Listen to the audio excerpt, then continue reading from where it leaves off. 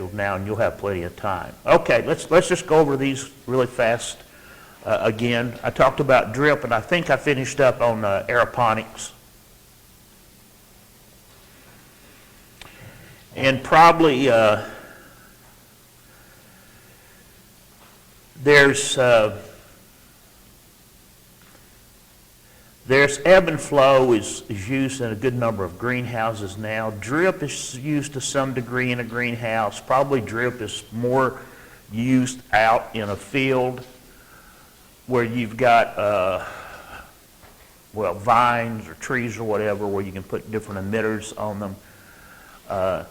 So we're looking basically at these things in terms of horticultural crops, of course. And the aeroponics is more for show. So I think I told you in Washington State, I don't know if they have it now, but they actually had trees growing, and they worked on trees. Washington State has a lot of trees, so they wanted to look at the root structure. Now we're going to switch to talk about the essential elements. And again, if you take 3 Plant Phys books over a period of time from 1990 or 2000 or whatever, you're probably going to find a different list of essential elements. And that's because how C3s and C4s may have slightly different sets of essential elements. You know, the way the plants are grown, it's hard to say, other than the big ones, the ones that are the macro elements, what can and can't be. So we define the difference between macro and micro.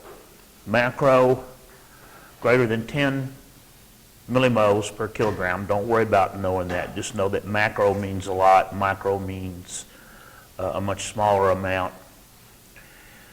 And what is a deficiency? Okay, this goes back, and don't worry about memorizing this equation. I probably couldn't even do it if I had it in front of me. And this was work done quite a bit ago in what limits plant growth. Okay? So at what point does a mineral limit absolute maximum plant growth? You can also look at water. You can look at anything in terms of this law of the minimum, Liebig's law of the minimum. What is the smallest amount that the plant needs to have unrestrained growth? And we will talk about drought a little bit later, but there was a seminar that someone gave a few years ago that makes a very obvious point, is you really cannot reduce the amount of water that the minimum amount of water that a plant needs to grow at its maximum rate. So the only thing we can ever hope to do is to reduce waste water. So if we go to a drip system as opposed to just furrow irrigation or whatever, the only thing we can do is reduce the amount of water that does not go into plant growth. Okay, so a lot of things that you read, you get this notion that we're actually trying to reduce the amount of water that a plant needs, though there is a minimum amount that the plant needs to grow its maximum rate. And there's some things that we might be able to, and one of the things I think I told you about that you would be reading about is osmoregulation. But these are very complex things. A plant needs so much nitrogen to grow without any kind of restraint on its growth. Okay? And that's for light, water, anything that the plant needs. CO2.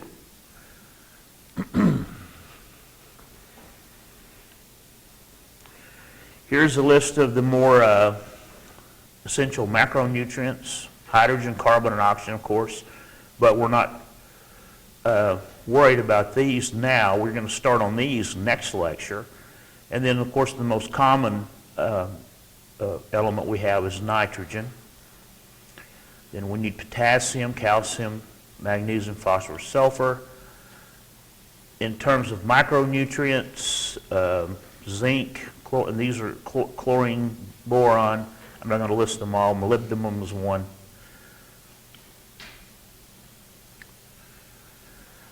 So how do you do this? Again, you can't just use regular chemicals that I would go get from Sigma or whatever.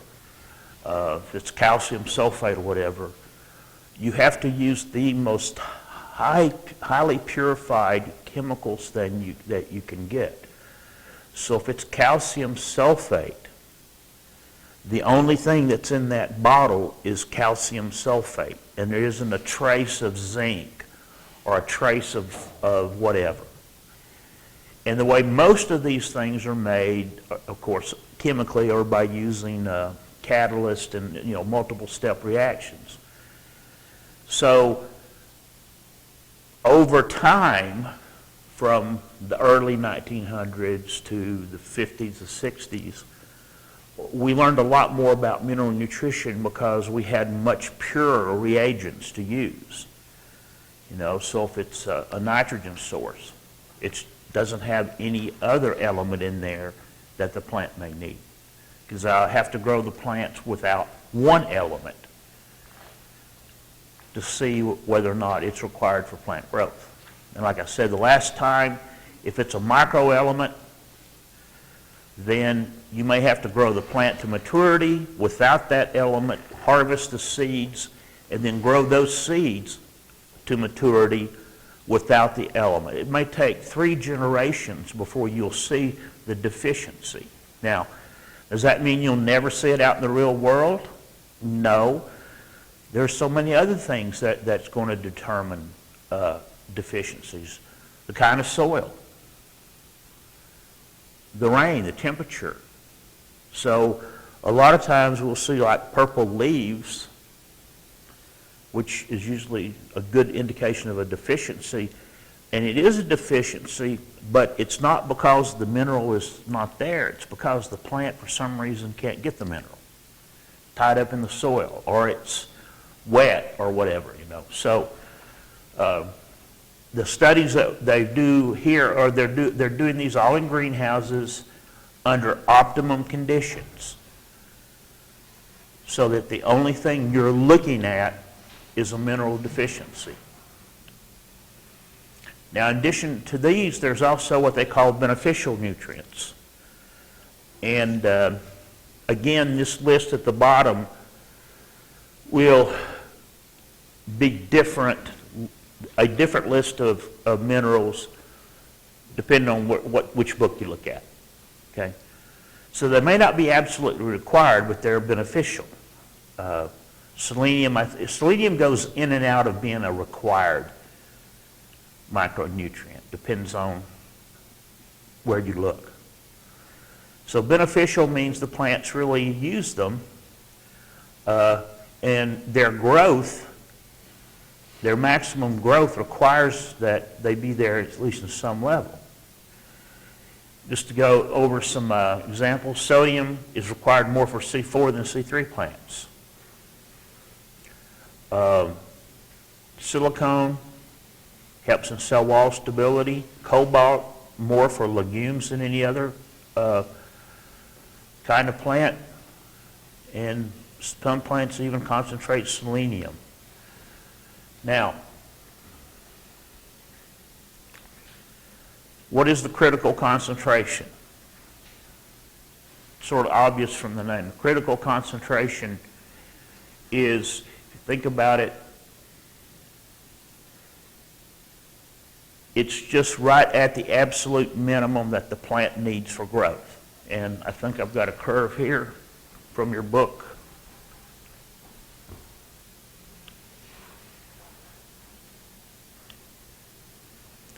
So here is growth, and so what you see is as the nutrient concentration increases, we get to this point of where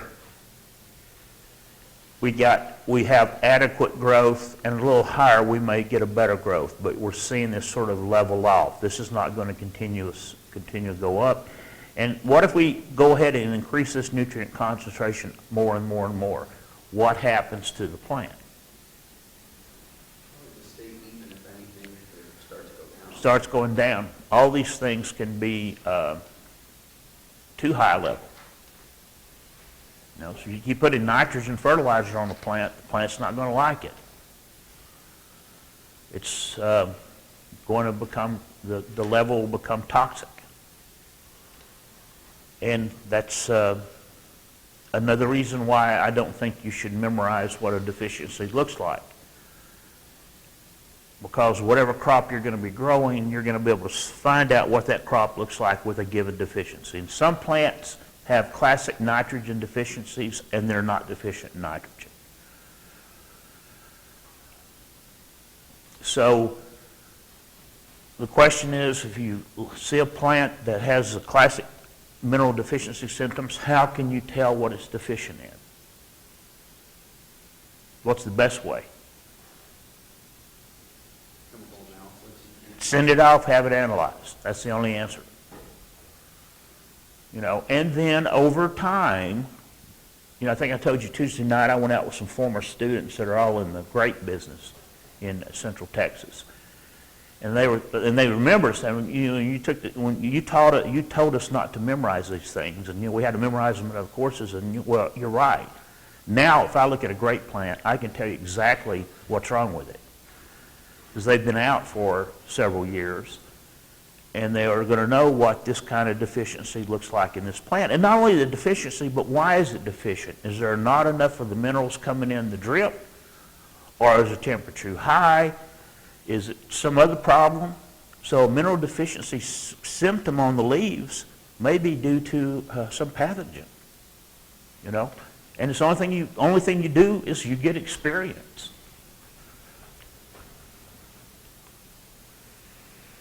Okay, I told you that you needed to learn these terms. Chlorosis is loss of chlorophyll. Necrosis is actual death.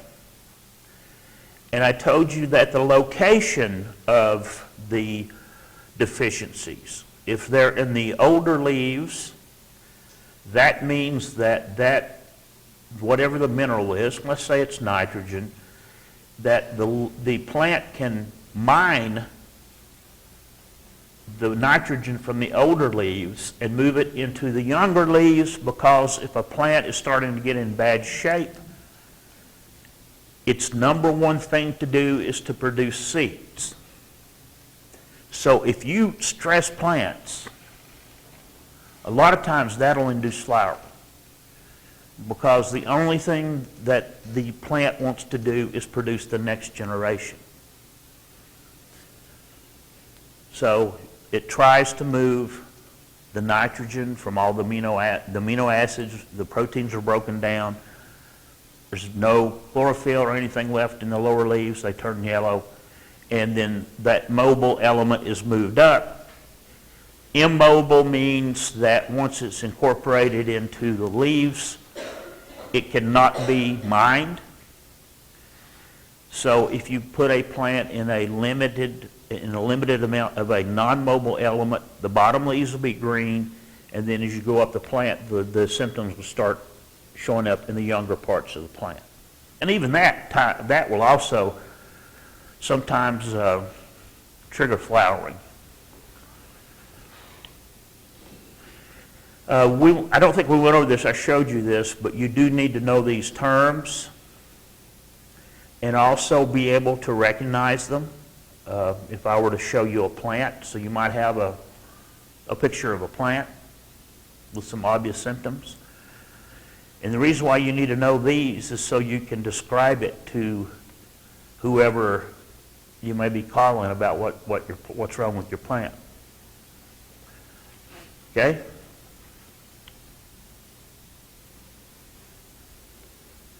Then we get to the toxicity levels, which probably the most common over-fertilization is nitrogen.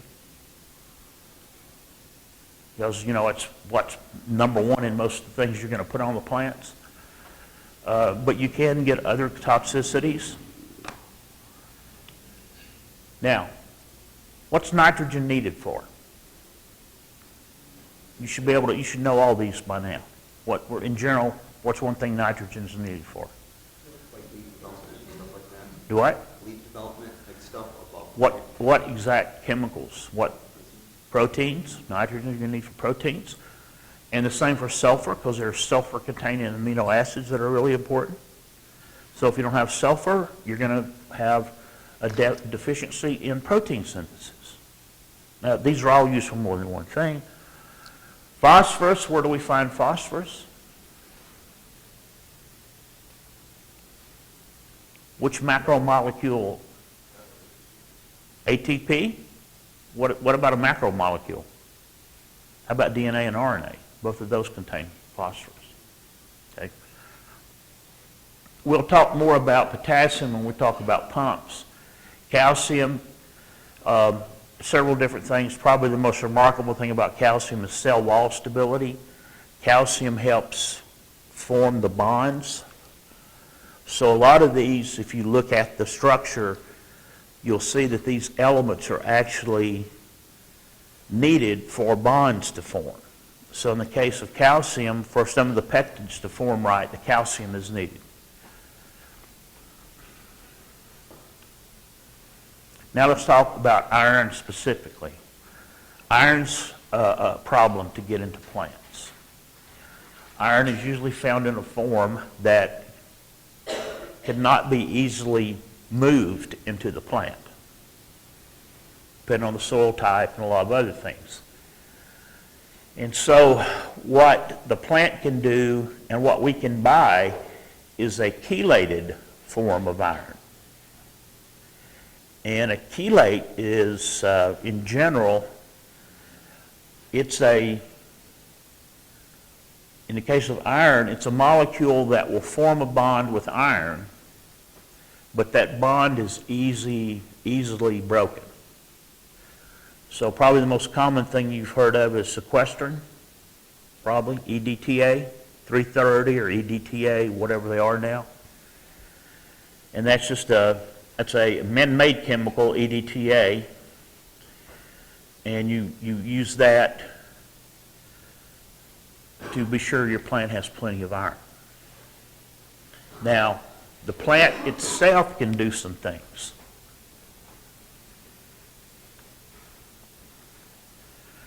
And that is the plant roots can help acidify the soil, and the more acidic the soil, the easier it is to get the iron. Caffeic acid can be released. Okay, caffeic acid is a natural, what is called a ligand. EDTA is a man-made ligand. It's only produced. It's not found in nature. And there are also the phytosidrophores, which are available. And all these are taking iron plus 3 to iron plus 2. And iron plus 2, the plant can handle. So the plant can respond. If the plant starts seeing a deficiency in iron, then it will start pumping out protons into the soil to lower the pH, make it more acidic. It can release caffeic acid. Caffeic acid can bind with an iron and get it into the plant. And there's other mechanisms. These are just sort of general mechanisms.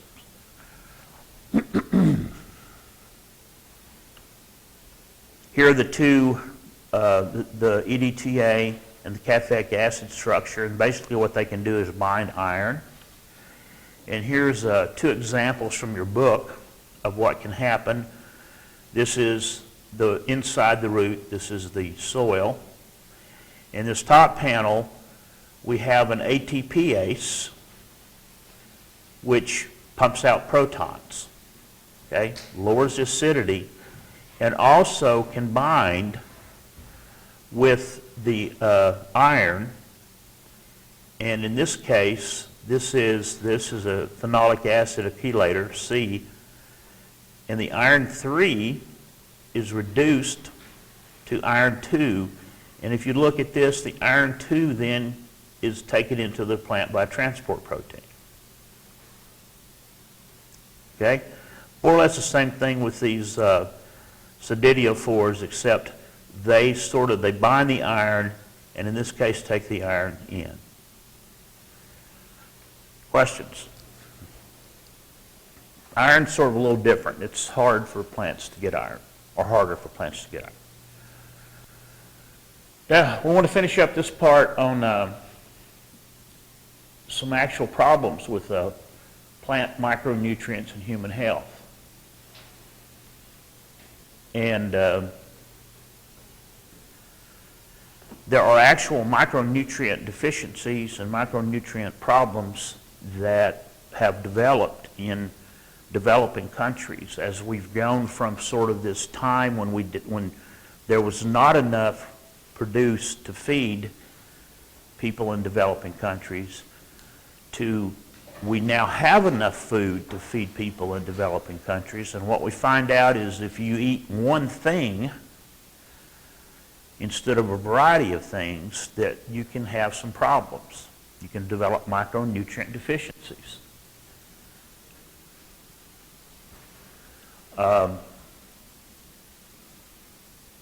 That IDD, anybody know what that is? This is very common. You've never seen this. I remember it a bit, but you would see a lot of people that would have these huge throats because their thyroid, they were deficient in iodine.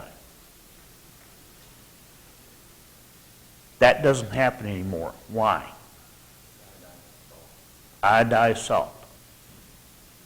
Very quick, very easy fix for that. And before iodized salt, it was very common to see people, and you can go to Wikipedia, look at it, there's huge goiters. Their entire neck would just be solid. So we're actually seeing a slight uptake in that kind of deficiency because people are using sea salt and these other kinds of natural salts. But it's really hard to get through the day without eating some iodine. If you buy something from the machine out here, it's going to have iodine in it. If you strictly eat natural everything, then you can actually run into a situation where you can get some kind, and it's easily taken care of. Best thing to do is just use a little real salt with iodine in it every day. Let's talk about one that was, originally I'd like to talk about this one. This was the first food problem, nutrient deficiency problem that was worked on before it became a major problem. So this was usually, the problem develops and then we figure out what's wrong. In this case, they knew what the problem was. And that is something called phytic acid. And phytic acid, anybody know where phytic acid is found almost totally? In seeds. Seeds are full of phytic acid. Phytic acid is how seeds store phosphate. It's a sugar with 6 phosphates on it. And what turns out to be is that this can chelate zinc, calcium, and iron. So if you're a population that only eats seeds, then you will have a population which will develop these nutrient deficiencies, micronutrient deficiencies. And they're pretty pronounced.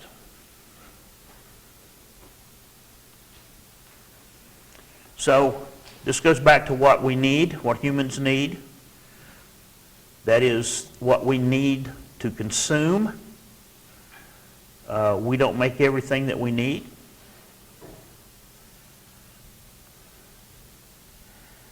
And also, in what we get, a newer thing is bioavailability. Anybody know what bioavailability means?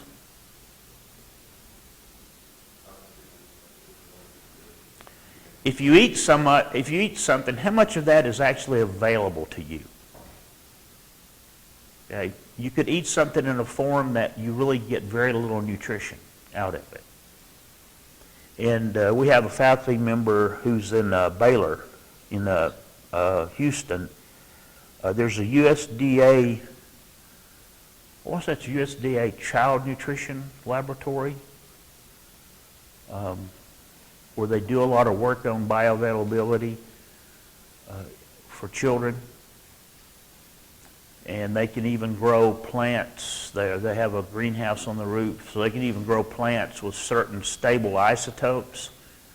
They're not going to hurt you, but then they can feed those to kids and they can figure out how much you're actually mining. So given a food source, how much of that are you actually getting? Or are you actually breaking down, going into your gut, and ending up being useful? Okay? And so bioavailability it's not a new thing, but it's not just looking at, okay, this potato has 1,000 calories or 100 calories or whatever.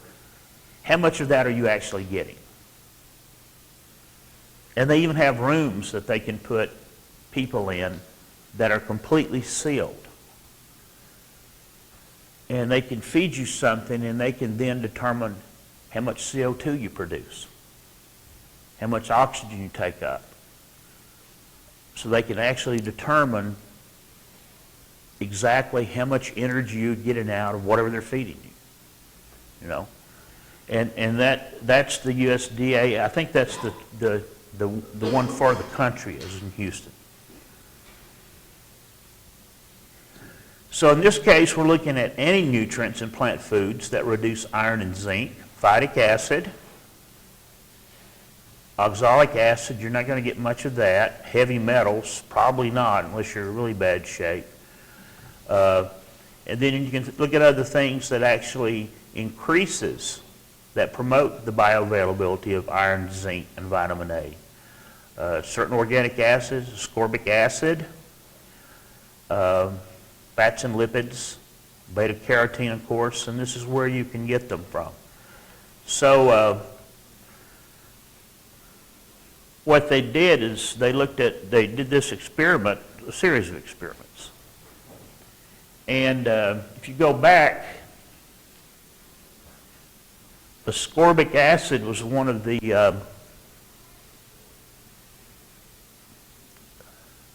promoters of these micronutrients. So in other words, these micronutrients being absorbed by your body, being useful. And so they found out that we can add ascorbic acid, or you can supplement your diet with collards. Everybody knows what collard greens are. They're a great source of ascorbic acid. So if you're eating primarily a seed diet,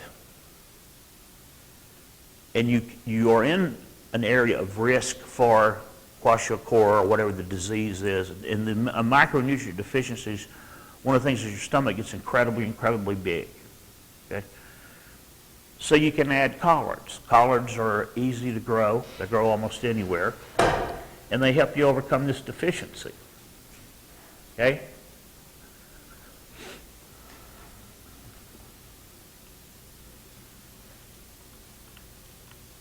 Okay, questions about that before we go on?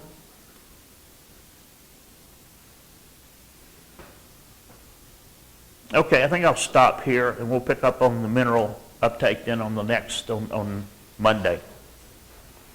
And I will be here Monday.